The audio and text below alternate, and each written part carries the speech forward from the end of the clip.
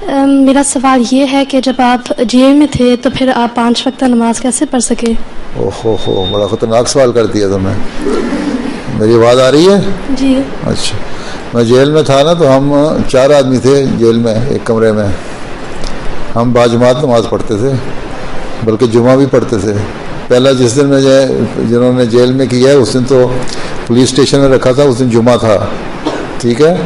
तो पहला जुमा हमने वहीं पढ़ा था। उस पहले जुमे को मैंने खुतबा दे के जुमा पढ़ाया था उन सबको। मेरे पीछे 3 आदमी मेरे पीछे जमात पढ़ते थे, नमाज़ें भी पढ़ते थे, बाजमात नमाज़ें भी पढ़ते थे, नफल भी पढ़ते थे, कुरान भी पढ़ते थे।